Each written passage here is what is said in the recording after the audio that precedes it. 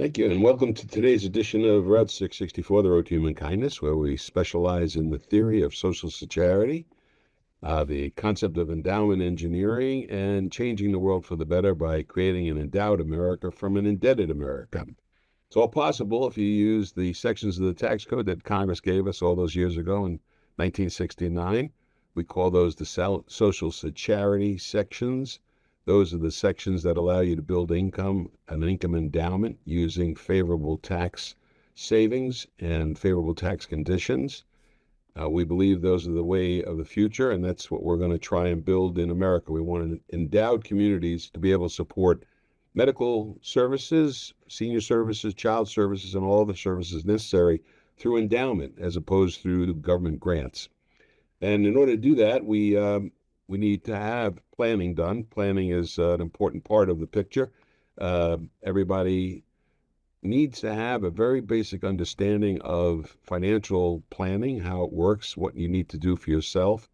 And we've created a place for you to get that in our ambassador course at the discovery664.com channel. You can see that at courses.discovery664.com.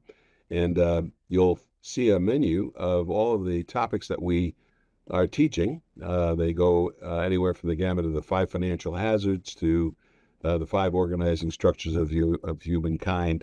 It's a very broad-based financial literacy education, and it also includes how to use charitable devices to benefit yourself when you have a situation where you have taxes that are due, taxes that you may not want to pay, like capital gains tax on transactions, or even if you're earning a lot more in a particular year, you're in a new tax bracket, you want to keep your tax brackets lower. Is there a way to reduce your taxes? Joining me today is someone who knows a lot about taxes, a CPA, and his name is Bob Wheeler.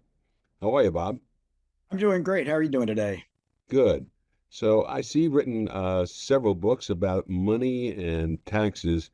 Um, People have financial habits, they have their own beliefs. Um, do you think that the basis, their financial background, the amount of financial literacy that they've been taught has given them those beliefs? Well, I think a lot of the beliefs that we have come from childhood programming. Money doesn't grow on trees, or don't be greedy, whatever that might be. A lot of that stuff comes in early. And then whether or not we get financial literacy training, then it helps decide whether we're going to be able to move forward in a positive way or hold on to our money stories that don't serve us. What is necessary for people to really understand about this whole mix of their money? What is the essence of it? Why are people having trouble with their money? Well, I think a lot of people feel like they need to hoard it or it's not available to them. And money needs to ebb and flow, right? We need to be able to let money go out so money can come back in. Otherwise, it stagnates. Mhm. And so I think for a lot of people, they just have a story that it's for everybody else but them. And In other so, words, they don't have to plan for themselves, or well, that they're just, even if I do all the things you tell me to do, it's not going to work out for me because look at my parents or look at my, the people in my circle. And yeah. and so we hold on to those because we like to be right. So it's a mindset, in It's a, essence, that we get it's comfortable with. it's a mindset. And to your point about charity, those that give, there's research that shows, I don't know the exact statistics, but those that give receive that money back tenfold because it's that circulation, it's putting it out there and it returns to you versus I got to hold on to every penny. So, are you familiar with our term social charity? I've heard the term since you've been talking about it, and I love it. Okay. I Mhm. love. We should all be giving back in ways that we can, even if it's uh, just our time. If we don't have the money or feel like we do, so So the proposition, one of the things that most people learn when they're kids is that charity begins at home, mhm. or that if you give it away, you never see it again. And so, do you think that that's one of the reasons why people are hesitant? It's interesting. I think I think charity does begin at home. And I think when we see others being in service, and whether it's through, time and effort or through money, I think it helps us to start to realize and see. I was around a lot of people and I was encouraged to do charitable works through my church uh, and Boy Scouts, and it being about service. And so that's always been a mindset for me, no matter where I go. Like, how can we help? How do we pay it forward? Do you think that people should save? Absolutely. I think it's important to save. I think it's a balance. We want to be able to save so we have stuff for an emergency or for our future. We also don't want to live so tightly that we can't even enjoy our lives because we're waiting and waiting. So I think it's definitely a balance. Okay, so when you're dealing with savings and charity, are they related? Well, absolutely. If you're saving, you're able to give more. And for me, like I've been like with my college, I've created a scholarship, and every year I contribute a certain amount of money. And so I make sure that that's in my budget, that I'm saving for that. So when it comes time, I can help them out. I also save so that if something comes up that I'm not expecting, I'm able to contribute what I can. Mhm. Um, when we talk about social charity, the theory of social charity is that you can save your money for yourself, for your own endowment first, for the endowment to yourself, and Mhm. the endowment is endowment income that we build. Do you use that term at all, endowment? I don't use it a lot, but I'm always open to learning new words and new vocabularies. Yeah, just I was curious, what do you think endowment? What does endowment mean to you? Well, when I hear endowment, I think about colleges, charities, giving them money to be able to fund their futures. Mhm. Do you think that people themselves have their own endowments? Well, I think in this country, most people don't even have an emergency fund to get them through. So I don't think a lot of people are able to feel like they can think long term, and so I don't Well, think a do lot you of people think, do. let me ask it a different way. Do you think that a 401k is an endowment?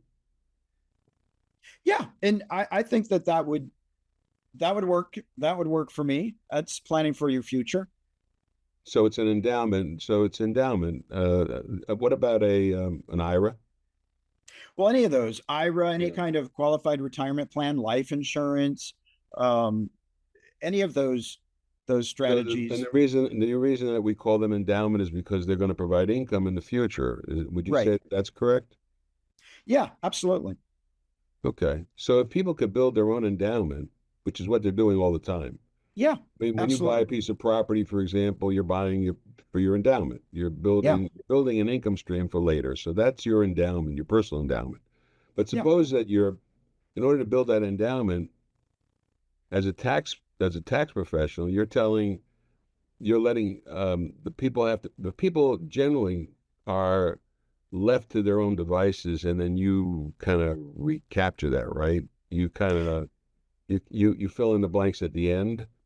Well, we try to actually do a lot of strategizing up front. So, for example, I have clients that maybe the last couple of years have not been so great. I'm converting their 401ks into Roth IRAs because I can do it at little or no tax. I might be working with some of my clients who are making charitable They're doing it. contribution. They're doing it. Excuse me for a second. They're doing it little or no tax because they didn't earn much. That's right. That's right. And with the standard deduction and all those other things, we might be able to convert 30, 40, 50,000 tax free or very minimal. And then some of my clients who've reached the RMD age, required minimum distribution, if they're given to charity and we're not itemizing, I'm going to have them make contributions directly to a qualified charitable um, donation so that I can reduce their AGI, meet their RMD requirement, and lower That's lower a their lot of taxes. that's a lot of acronyms. That RMD, is AGI, and PDF and XYZ. So we also exactly. deal with them as well with CRUTs and CRATs and PIFs and DAFs and so on. So all of Yeah. that is also related. But what I was kind of getting at was that, and I think what you're doing is correct. Those are all really good ways to use charity for those purposes. But there are some other instances that we work with that that are also designed to help in that vein, where you're able to do not just what's in your IRA or your Roth IRA or your 401k or whatever, but where you can change your tax brackets by using appreciated assets, Mhm. so you don't have to pay the tax on the appreciated assets. So we show people how to use these social security devices in order to accumulate more endowment with less tax. So Absolutely. yeah, and I think your structure. I was reading your website. You're basically in the same vein, that you're trying to help people understand what it is that they can do to do what they don't have to do. So, Absolutely. And the key to that is doing it ahead of time.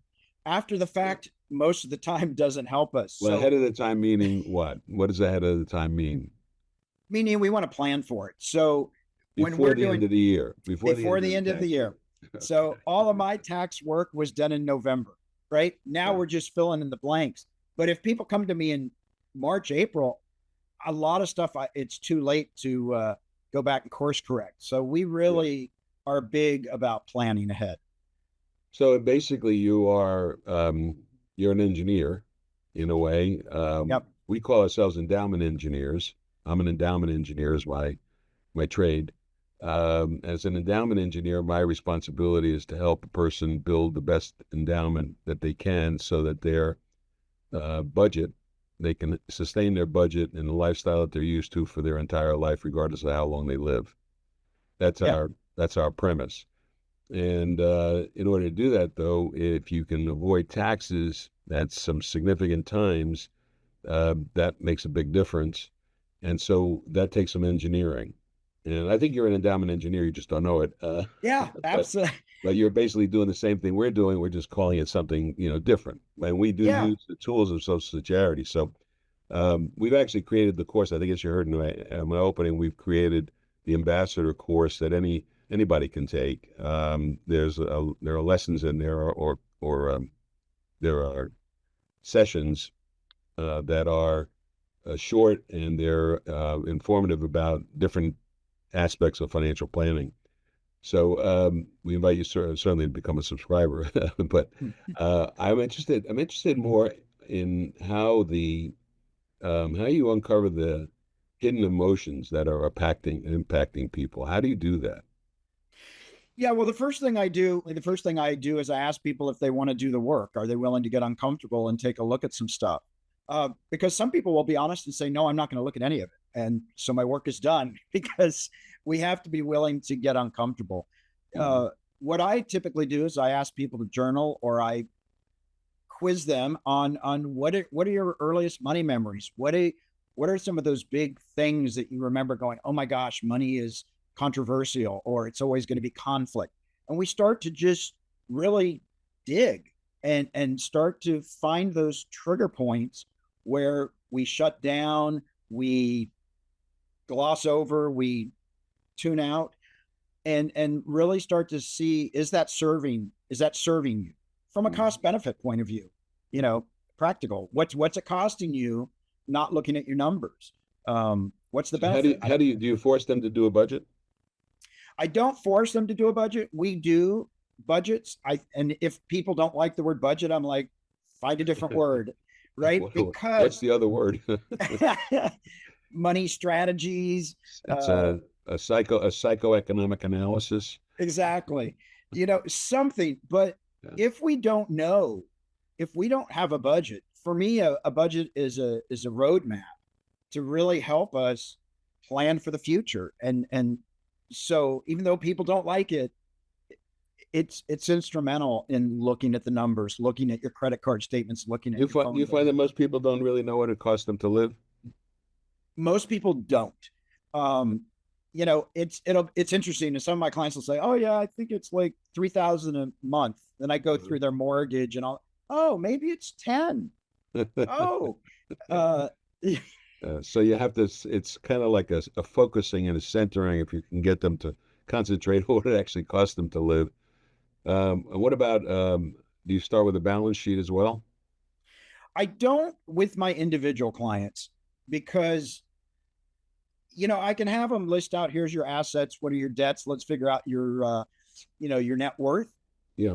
But I think most people, and that's actually a really good exercise. I do find that people are often surprised because they'll say, "Oh, I don't have anything." Well, you've got two houses, you've got a 401k, you've got a life insurance policy that has a cash value.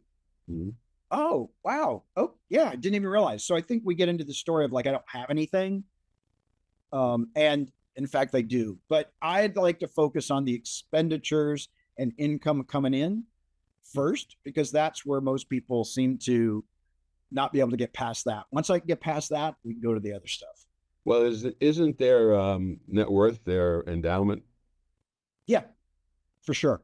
Yeah. So when we focus people on that, we call it the three B's. There's the budget, the balance sheet, and then the ballpark. We ask people to kind of ballpark. It's one of my most famous questions that I ask people, and not the first interview generally, but in a subsequent interview, is the age at which they expect to die, Ah, which is a kind of an interesting question. Everybody, you would think that nobody would answer that, but everybody answers it, and how they answer it is a good question. Is a good test because uh, you can tell what their family feelings were. I had one guy who was in a meeting and he was hyperventilating, and I said, they had asked that question. I said, take out a piece of paper, write down the age at which you die, which you expect to die, and he was having a real problem. I said, what's going on? He says, I wrote down the age and it's 42.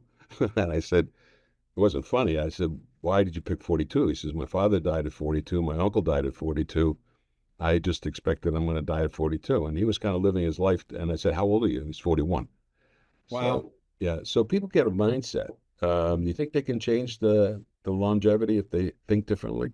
Yeah, absolutely. Absolutely. And I think it's important to realize we don't know when we're going to exit. We don't. I have a friend, she has a watch that 5 times a day it reminds her this could be her last day because she wants to make sure she's being intentional, right? She wants Yeah, to make sure she's showing up. all right. Well, that's not carrying a little bit too far, but anyway, uh, Yeah. yeah. My guess is Bob Wheeler is a CPA. Where are you located, Bob? Uh, I'm in Los Angeles, California. Oh God. Yeah, I Yeah. know. Well, we It's need a lot of charitable help out there. for sure we do. It's been Imagine. crazy. Yeah, yeah, it's been really tough. I'm sorry to hear all that trouble out there.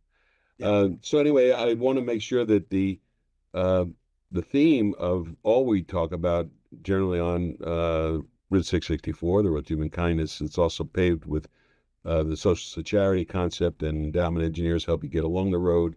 And we deal with the theory of social charity, which is that sections of the code 664 equals E squared, where E is endowment squared. It's an endowment for you first, and then you pass that on into the community.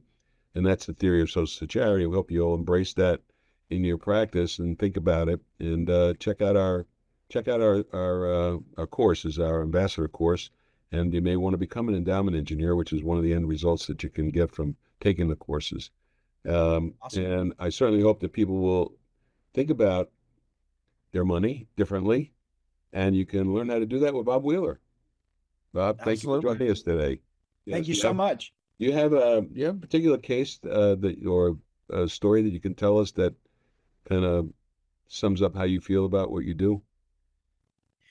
Well, for me, it's about paying it forward as well as taking like live your life, find your voice, and step up because so many people hold back and think they can't. And the reality is, if we change our mindset, it's all possible. Yep. So mindset deals with a lot of things, and thank you again, Bob. Thanks for joining us on Route 664, Road to Human Kindness. Thanks so much.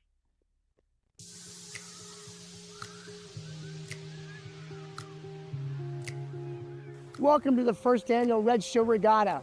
My name is Kurt Nichols. I'm the chairman of the advisory board, and I'm so excited about tonight. The regatta tonight is about bringing people together and supporting and celebrating Plymouth Colony. Plymouth Colony is one of the most important transitional homeless shelters in Broward County. Salvation Army does an amazing job, and it's important that we all stand together and celebrate what they've accomplished and support their future growth.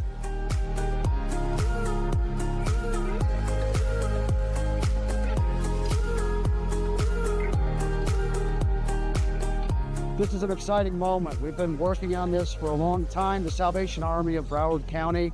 We're thrilled to see everyone gathered here tonight to celebrate, to come out not only for fun, but for philanthropy, to invest in a cause that's bigger than all of us, but together we can make an impact.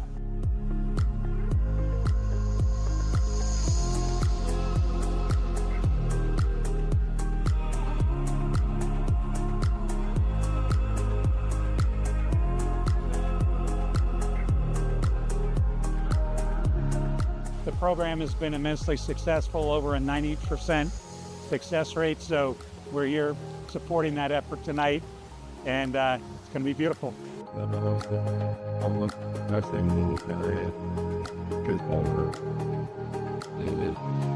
With this event, we plan to help our housing project, Plymouth Colony.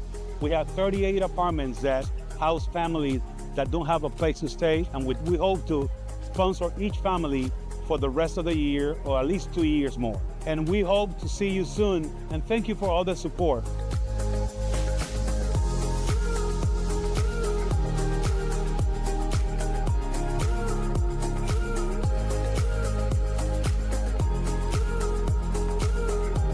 And that looks like a really nice feast that they're going to have there. It's $150 a person, but it's for a really good cause, and you can see that there's a lot going on at that regatta event. We're going to be there. Silent auction, too. That'll be very exciting. Yep. I love silent auctions. Yeah. Sneaky. You never know what you're going to buy. Not all that yelling. So that was a fascinating interview with Bob. Bob is a CPA and does what CPAs do, which is try to make sure that your taxes are filed on time. And he also goes a little step further. He does plan in advance with regard to taxes. And that's something that we all need to do. We need to be able to figure out what our taxes are going to be before the end of the year so that you can do something to change that if you can. And that's part of endowment engineering. It's being able to maximize your assets by reducing taxes, increase the amount you can save by reducing taxes. If you save tax dollars, you have more money to put aside for your future endowment. And that's part of this whole process, is to build that endowment. We call it the theory of social security, where Section 664, that section of the code that represents those devices, equals E squared, where E is endowment, and it's squared because you're making your endowment for yourself first, and then at your passing, or at the passing of your next income beneficiary, that will go where you direct it into the community. And that's why it's called social security, because you're actually doing something charitable with your endowment. We compare that to Social Security, and Social Security has all the similarities of Social Security. It's an endowment to produce income. The difference is that you're giving it to the government, and the government is giving you the endowment. There's some limitations as to what you can and can't do with that building of that endowment, and those limitations are lifted when you're dealing with Social Security. With Social Security, though, when you pass, you don't have any control over what happened to all that money that you put in during your lifetime. And Social Security allows you to direct that where you want it to go. And in cases where you want it to go into your community, you can help that community become self-sufficient. And that's what building endowment is all about. We're going to do a chapter today on what the theory of social security is, and we'll do a chapter on endowment engineering so people get an idea of how we're doing what we're doing, why we're doing what we're doing. Great. Yeah. Also want to had a question here. What role do NGOs play in the funding and implementation of Social Security? Because since we'll be working with the Salvation Army, it's good to know a way that people can get involved with their particular NGO. Right. Well, so Salvation Army is a great example, because if you like the Salvation Army as a recipient of your charitable giving, you can plan for that two ways. You can throw coins into the kettle at Christmas time. That's most people know the Salvation Army for the kettle. And the kettle does very good work. They pay for a lot of things with the kettle, but it doesn't do all of the work that needs to be done. And so they have a thrift shop. That's another way that they raise money as an NGO. They take used clothing, used stuff, and you sell it in their thrift store. And it's a good bargain for people because you're able to buy things that have been used, but they're good, and they've been checked to make sure that they're usable. And then, of course, they also try to raise money for their endowment. And their endowment is very important because that's what they use to support a lot of the programs that they have. And the endowment income is what they use, not the endowment itself, but the income from the endowment. So one of the things that they try to do is build that endowment, but they also need to have current money. So what they do as an NGO, they need to be able to find a way to get both. Long-term and short-term. And so they can use pooled income funds to do that. They can use charitable remainder trusts to do that.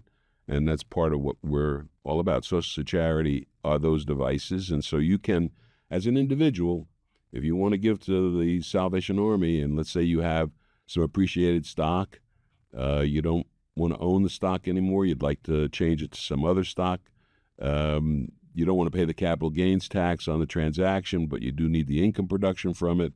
So you could gift that stock to a pooled income fund to support the Salvation Army, and then you would get the tax benefits of not paying any capital gains tax. You get all the income that produces, and you also get a tax deduction. Right. So you win all the way around, and Salvation Army wins, which is a really, really important part of this. That if we can endow them so they never have to raise money again, that would be great. And Get to focus on more things like regattas. Yes, exactly. But the thing is, they're so big that the endowment really has to be big, and we can't. You can't imagine the size of it. But when you think about, we have a $36 trillion debt in the country. So if we could do a quantum change from being indebted to being endowed, that would be a big change. And we can do that using Social Charity, and that's the theory of Social Charity. If we have enough endowment engineers, they can deal with that and make that work to the greatest extent possible. Yeah, but you need some people too. Hey, Yes. Who's off topic, but not really? Who's your favorite philanthropist? Do you have someone you look up and you love the work that they do? I've discovered mine. Who is that? Mackenzie Scott. Why? Well, she came into a huge windfall by virtue of divorce. I mean, you can look at it good or bad either way, but she's just been kind of going around quietly, sort of, but she doesn't publicize a lot of the work that she does, and she has millions and millions that she's created. Like, I think it's called the yield funding, or that she's just doling out money to charities. And I think it's just amazing that through divorce she is giving a lot of that money away. Okay, yeah. So, But do you have one? Yeah, I do actually. There's a very famous story of a lady that saved a lot of money during her lifetime. Nobody knew exactly what she had. She was a washerwoman, and A washerwoman. I mean, I'm sorry. That's old school. Sorry about that. But she was old school. Yeah. But yeah, she had accumulated over $2 million, and nobody had any idea. And she left that to a university to support a scholarship program, which I think is the real heart and soul of what we're talking about. Yeah. Taking little amounts and growing them into a bigger amount. And she she didn't live a very, flashy lifestyle. She could have, but she lived the way she always lived. She created enough income for herself so that she never had to worry. And that was a good thing. Yeah. And that's what we hope everybody will do. We don't want people to be anxious about their money. They don't need to be anxious about their future, especially the young today. One of the things that we are very keen on is knowing where you're going to be headed. When you're even as young as 13, you need to know what your future looks like. And if you have an idea of how to do things going forward from an economic standpoint, from a financial standpoint, it's really a big help. And so we want to be an adjunct source for your education on how to learn about financial planning, the use of money properly, and also you need to understand about taxes, and you need to know about what these devices are about as well. We want you to know the term 664, and get used to the terminology of social charity, because those are two things that will change your life and make your life much more appealing. Not appealing. Your life will be much better. Let's put it that way. It's all about the love or not. But yeah, for me it is. So anyway, thanks for joining us on Route 664, the Road to Human Kindness. We're going to Visit see us. on More for Less. Discovery664.com. With less. Hey. I said more for less. Would you believe it?